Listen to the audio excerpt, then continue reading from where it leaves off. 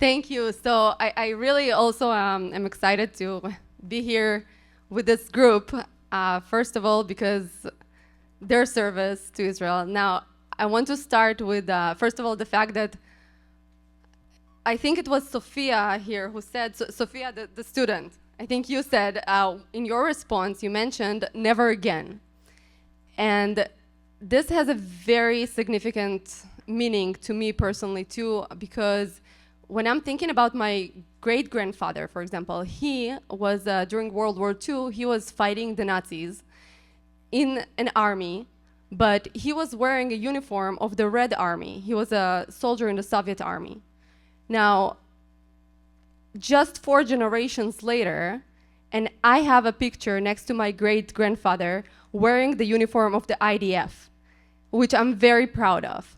So all the people here, I think we're lucky to be part of a time where we can say that we served in the army of the Jewish people. This is something that has not been around for thousands of years, and we're privileged to have worn the uniform of the IDF. So.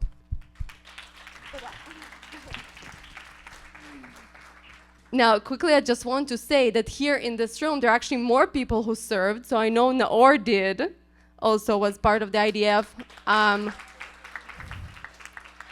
Are there any other people here who served that I don't know of? Okay. Yeah, so we have, looks like the 4 of us, so 6 people in this room. Now, another thing to keep in mind is that right now in Israel, people your very age, you know, people who are from 18 to 21 or 23, 22, you know, they're right now having active service. They're doing their duty to the country, right? They're right now serving in Israel on the different borders. And I think from their perspective, right? So they're doing the service in the land of Israel. And there is something in Israel that's called Shirut Leumi. It means national service. Honestly, when I think of you guys, I think that everything that you're doing, it is a form of a national service for the state of Israel, because you are the representative of Israel. You're representative of the Jewish people here on campuses. And this is almost like another battlefield. Now, with that introduction, so I want you guys each to please introduce yourself, say your name, say maybe what chapter, or what is your connection to SSI, and then also where did you serve? So, anyone? So my name is Mikael Rockman. I'm the president of SSI Colombia.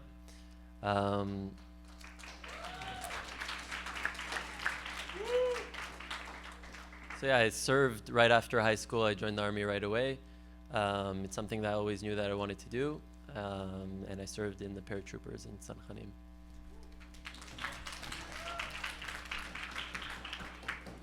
My name is Guy Finkelstein.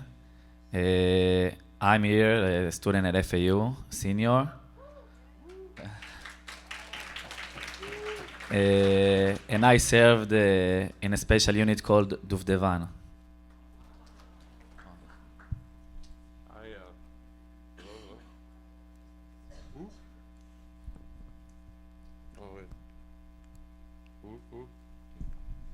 Hello. Hey, I'm Isaac Lutback. What were the questions again? Sorry. Just introduce yourself and where did you serve? Part of San Diego State SSI chapter. Who else is San Diego? Let's go. And I was in Tanchanim, and yeah. Perfect. So.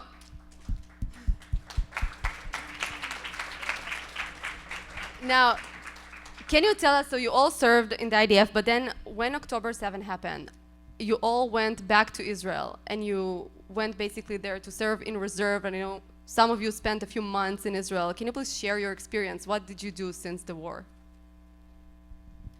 Okay, so on October 7th, I was just going back from Chabad where I had Shabbat dinner. I got back to my place, and that's where I started getting all of the, you know, the WhatsApp messages of everything that's going on, all the videos and stuff. And I couldn't really go to sleep. I was staying up all night, like just on my phone, looking at everything that was happening, and I knew I had to find a way to get there. I called my parents right away, and I'm like, there's a war that's going to happen. I'm going back. They're like, no, wait, like, you don't know that there's going to be a war? And I'm like, no, there's going to be a war. We're going in. And then the next day, all the flights were full. I have another friend that goes to Colombia with me that was in the same situation, also was in San Khanim. And we just called each other. We're like, let's take an Uber to the airport. And then we found a way to get a flight. We switched flights with like some other people who were there who weren't going back for reserves. And then the next day, like, I went straight from the airport to base, and we started training to go into Gaza. I was part of a unit at the time. I'm still part of it, called 551. He was also a part of it, apparently. And we were one of the first units to enter into Gaza. So within like 2-3 weeks of training, we went in. And then I served there in the north of Gaza for the first like 4 months of the war. And then we were released. And yeah, I mean, I have specific stories, but I'll let them talk. So for me, growing up, I played tennis, competitive tennis all my life, since I was 7. When I was 18, I decided to quit tennis because I wanted to serve in a special unit. After like a long process that you need to go through, I got accepted. I started a train. I was served for 3 years. After like I finished my military service on 2020, where it was COVID year. Then I found myself playing tennis again. And I tried to go to play tennis in the United States. I got some offers. I got a scholarship in University of Southern Indiana. I went there. I played there for 3 years. October 7, we were actually like in a tournament in Tennessee.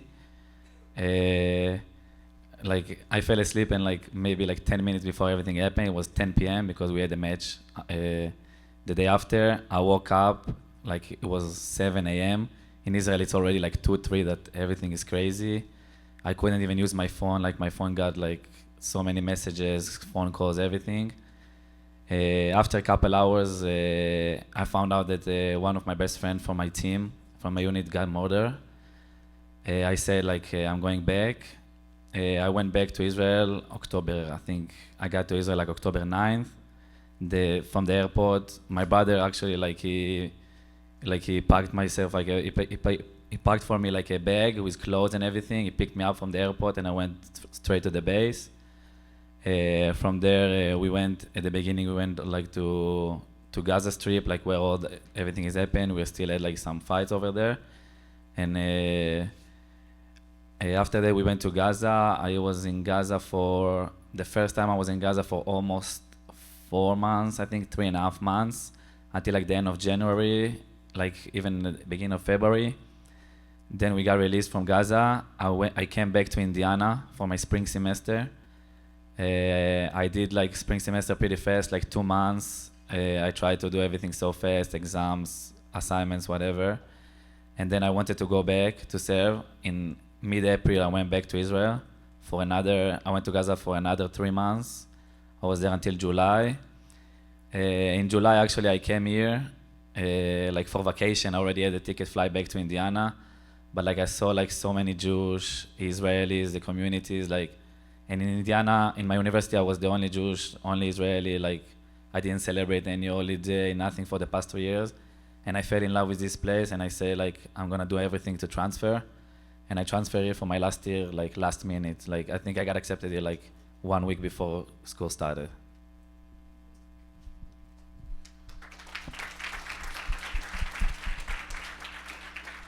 So I moved to Israel in 2014. I went on birthright, and then the last night of my birthright trip, the 3 boys were kidnapped. That was the last major entrance into Gaza beforehand. And I quit my degree, and then I just stayed in Israel, and then I was living there since, minus going to San Diego after I finished my initial service, and then I went back. So I was living in Israel up until everything happened. I just now moved to Miami right now, a couple weeks ago. So I flew, ironically enough, on October 6th to go see my mom in LA just to visit. Hadn't seen her in a couple of years. So everything happened. Then I just immediately turned around, booked the flight, and got picked up from a friend straight to the base. My group was already that afternoon fighting on the strip, and so you feel it in your, just like that. It's like you're in your soul, something is bothering you, and you can't sleep, you can't think, you can't do anything. You just know you got to book the flight and go, and that's what I did. I landed October 9th as well. It was the quickest I could get there, and then we had a month in the north, and then our group was the first week of November into Gaza, and we were there till February, and then in Khan Yunis, and then after that, I stayed on to do some logistic stuff with the group, and then just in Israel, simple stuff, nothing crazy in those few months. And then we were called from July to September to do stuff with Lebanon, and then end of September I finished, and then I kind of was like, okay, now I want to move to America, but I'm still feeling this in between, like I'm gonna have to fly back at any moment kind of vibe, and yeah, that's kind of that.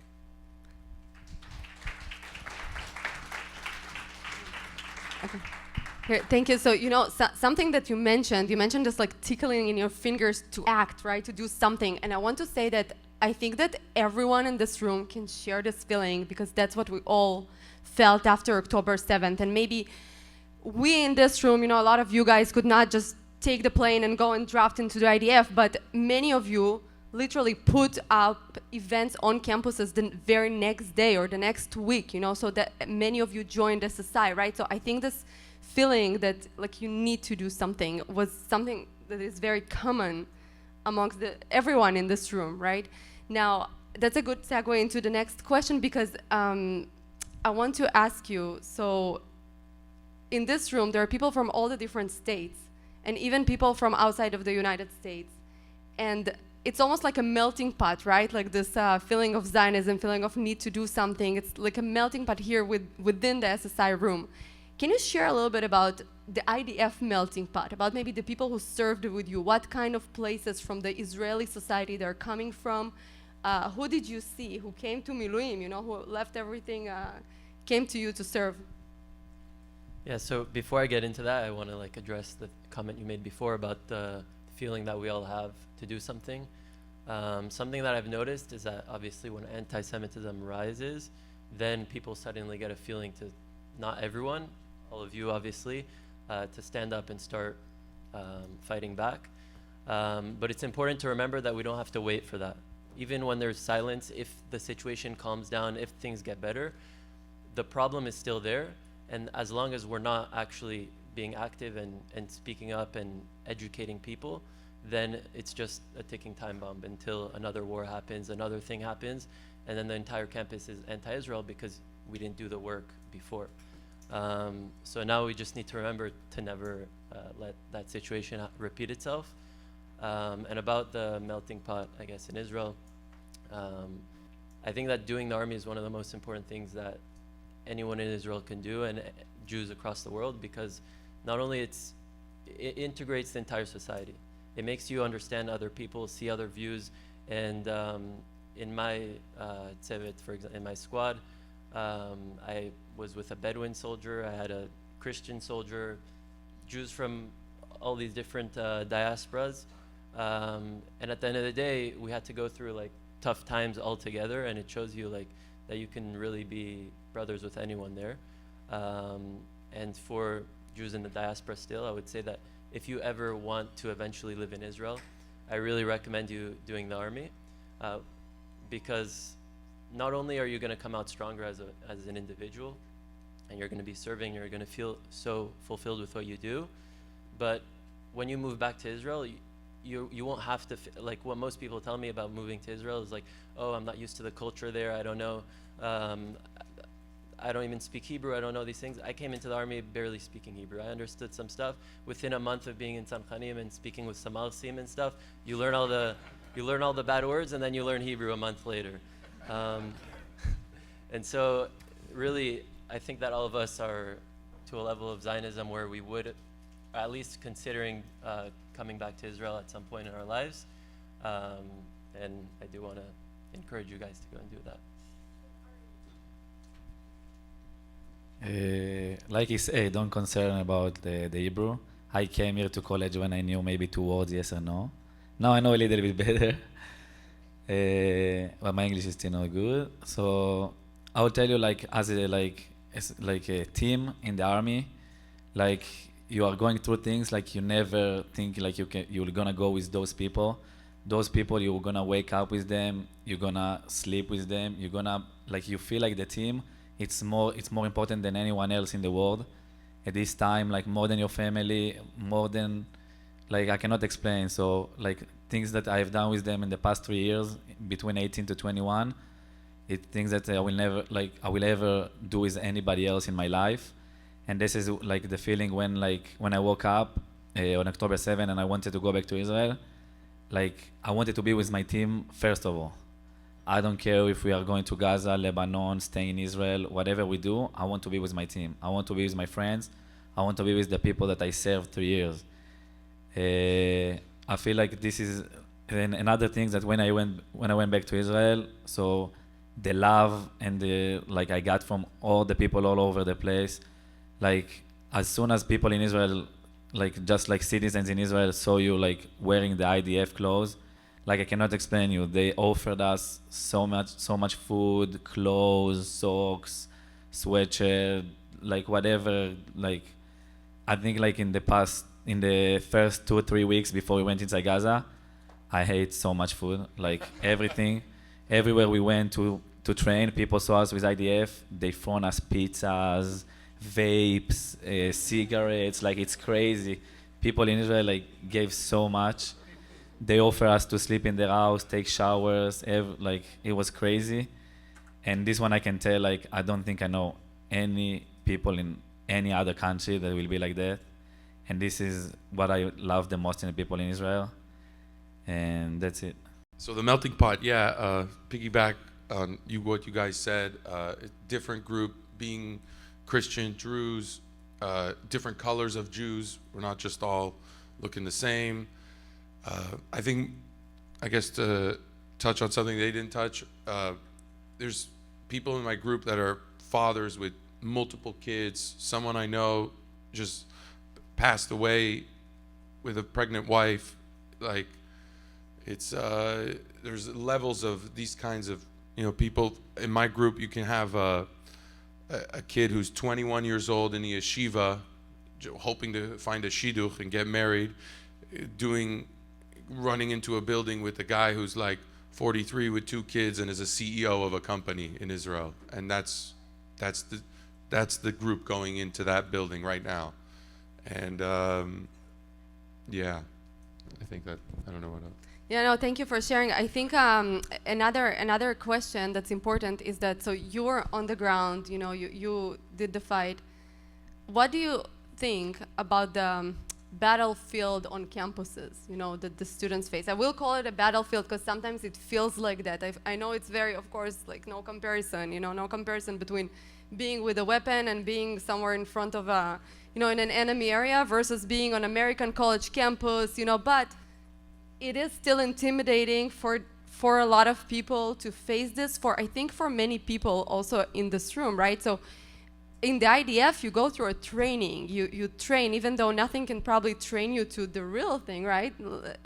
I don't know, to a certain extent, right? But here, people are not going through a training like, okay, what do you do if you suddenly see a rally that's anti-Israel and anti-Semitic, and it's the first time you see something like that, and you are not part of a group, like you said, of people. What are your thoughts about what's happening on college campuses? Because I'll tell you, when I was in the IDF, I did not know much about college campuses in America. It wasn't as bad, but still, BDS was there and HGP was there, and I only learned about it when I moved here. So, like, what are your thoughts about this situation? I have to go first on this one. I remember my time at San Diego State. There's the apartheid wall, and everyone's just standing there, and everyone's screaming what they want. And then you kind of, I took the approach when I was a student to just like, I brought a chair and I just sat down and I just had conversations with them. I think it's now the difference. I'm not trying to sound pessimistic when I say this, but fighting in the Israeli army, I believe we're going to win the war. Now, no matter what, there's going to be a big cost. Hundreds of people die, like a lot, if you count civilian, huge costs. But in the end, we're going to win. We all know it, no doubt. And because there is no other option for us. So comparatively, on college campus, it's a losing battle every time because people are ignorant, people don't understand, they don't care to understand. Like every single minority in this world has a story to tell. The Jewish story is just the longest one and no one has the patience to really go into it. And so it's on you guys, these group of people here that take their winter break to come here and listen to us speak, to arm yourself with the knowledge to be able to counter everything they say. And that's just not knowing the facts from the Jewish perspective, it's knowing the facts from their perspective. You have to, you know, like if we rattle off 67, 73, 79, 82, 93, all these years, 2000, something happened, peace treaty, this, that, war. Then you got to know 64. You got to know their perspective. You have to know their story to prove them wrong. And that's how I think you can fight and train in a way. I don't know. It's just some thoughts.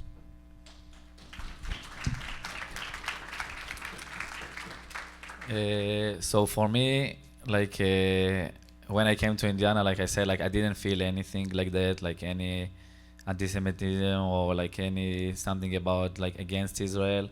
It was a small college. It was like I guess it was like mostly Americans. People don't really know about politics, about like stuff like that. On a spring semester after I came back from the first round in Gaza, so there were a couple like protests, and like I said, I was the only Israeli.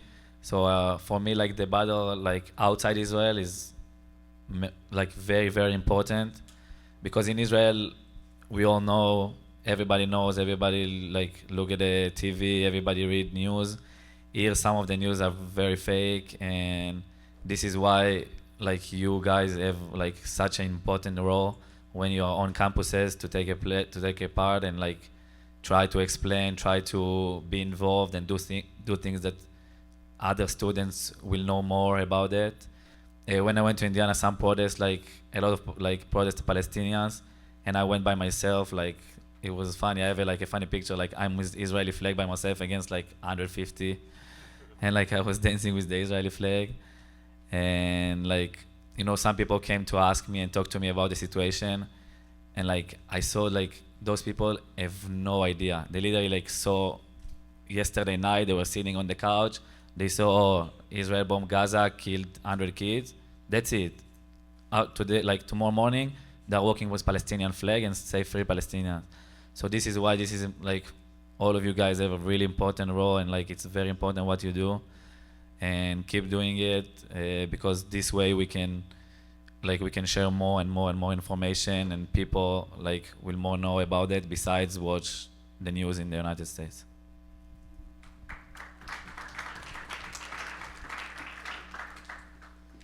So I'll say it's definitely a battleground. I agree with that statement. Obviously, you can't compare like the difficulties in certain ways, but one thing that's true is that I think we can all share this feeling, is like when you're going in to Gaza or to Lebanon or anywhere, you have your team behind you. You have a whole army behind you. You have tanks on your side. You have air support. You have all these things.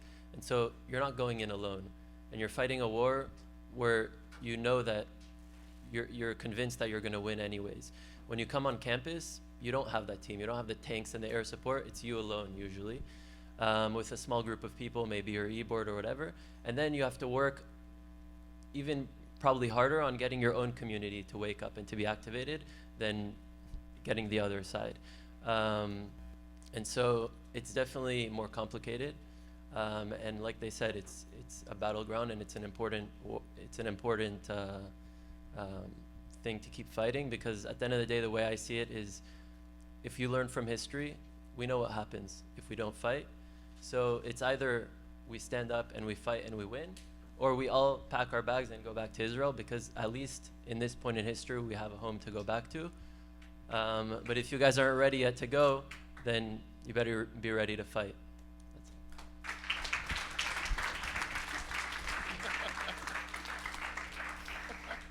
Yeah, so one question is, you guys are in a special position, right? Because you're part of an American college campus, so you know how it is to be a student in the United States, and you are IDF soldiers.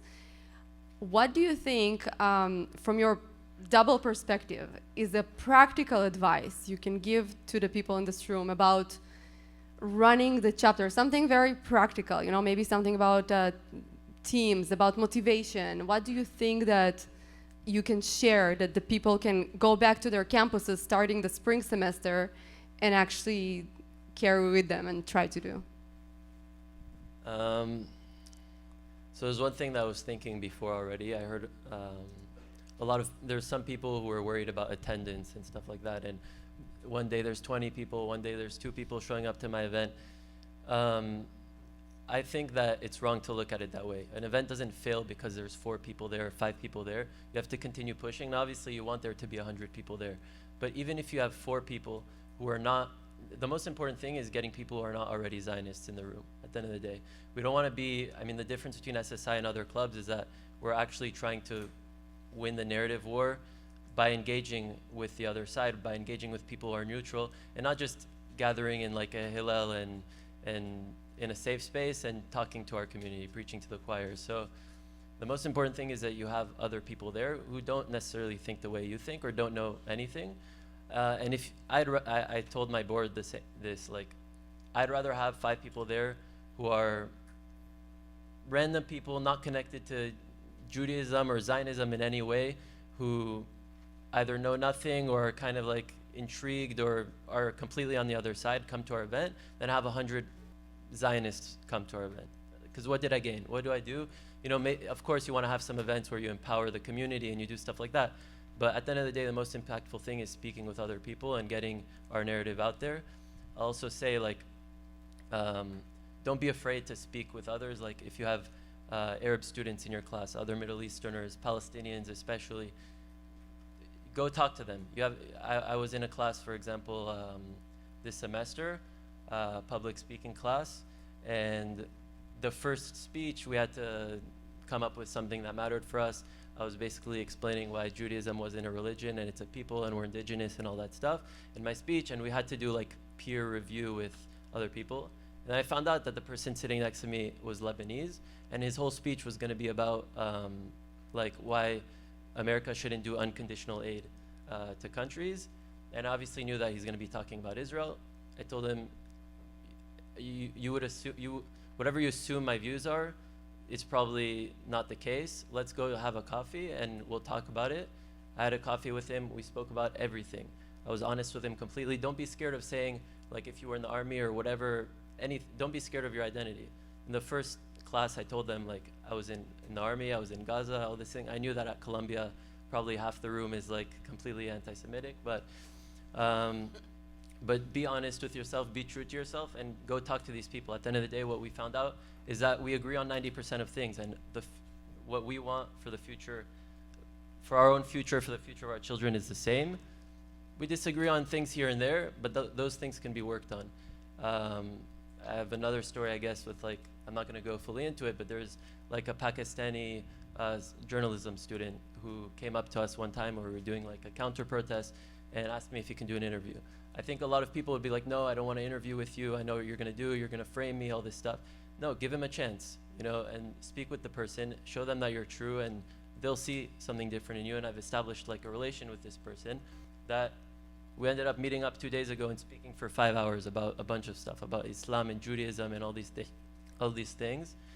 And so, yeah, the most important thing is building relations with people who are not currently Zionist, and most importantly, people who are from the region, because those are the people who are going to have the real impact.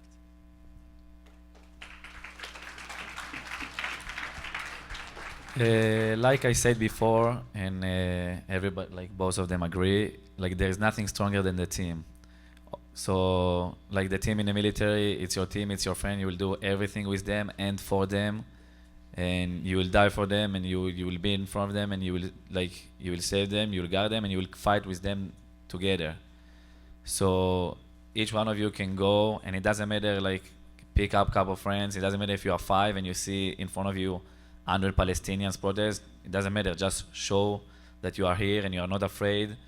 And even if you are 5 against 5, 6, 7, as many as you can get, against 100 or 200, show yourself, Israeli flag, whatever, show your identity, like you say, like don't be scared, don't be afraid.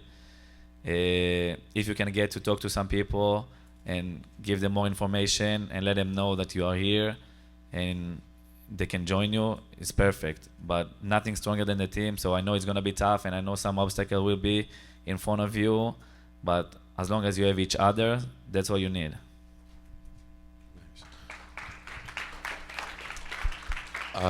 Definitely along the same lines of what he said with the team, and then I'll add something else.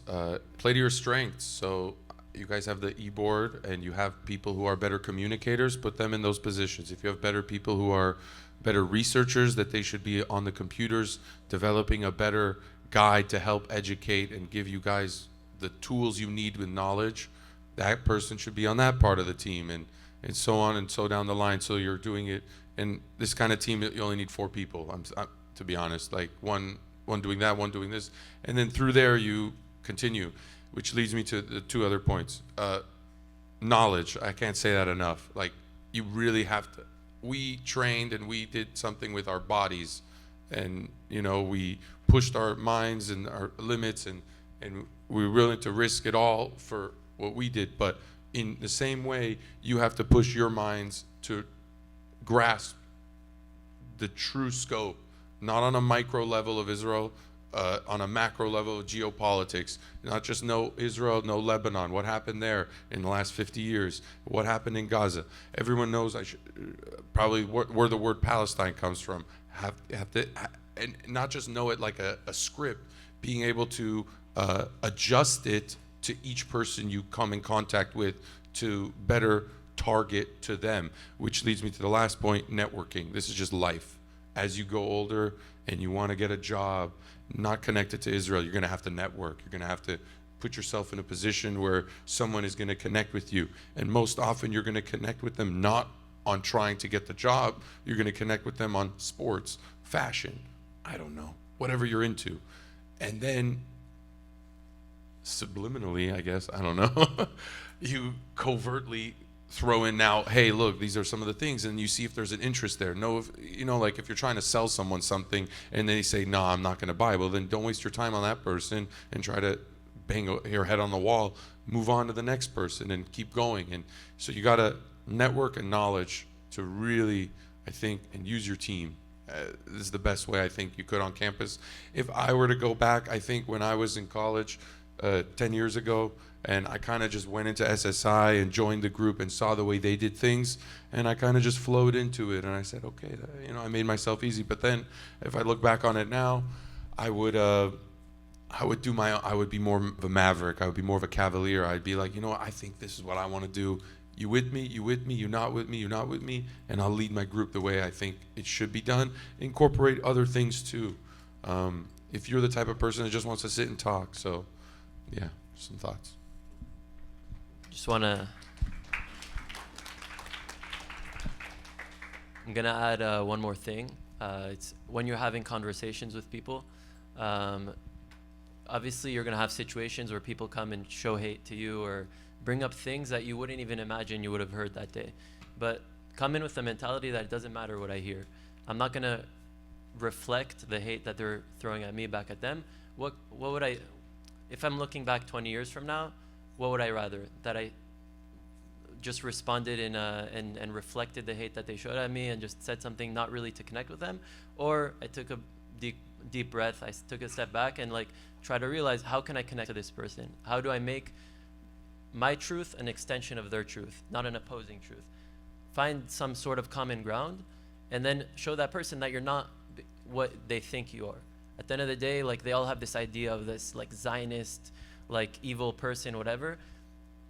Try to figure out what that thing is that can bring you common ground and humanize you, so that you can then have a normal conversation with that person, and show them that your truth is not opposing theirs, but is something that can work together.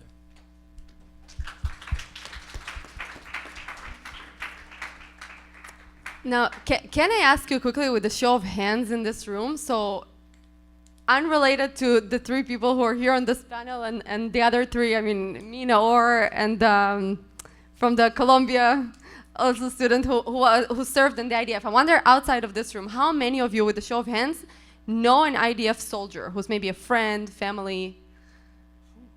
This is everyone in this room. This is amazing. So, something that I want to tell you is that when we're doing activism on campus, we often hear, especially recently, you know, not just that there are accusations against Israelis, not just accusations against Zionists or Jews, but the IDF soldiers, they're facing really harsh accusations these days, and especially on college campuses.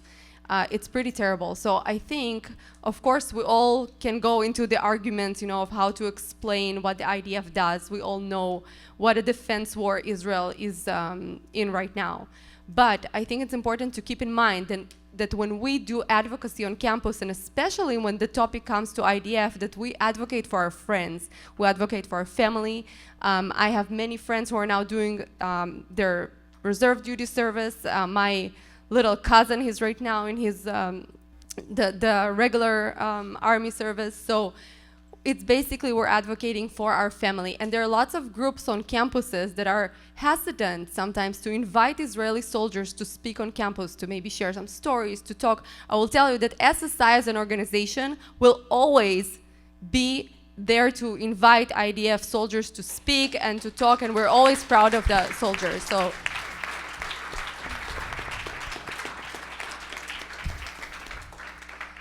Now, with that, I really want to say thank you so much for being in this panel. You know, now you're going back. It's really inspiring us all here on campuses to do whatever we can on these grounds, you know, in the American colleges. So thank you. And I also want to give you a little certificate from SSI for speaking in this panel. So thank you. Yeah. Putting this on my resume.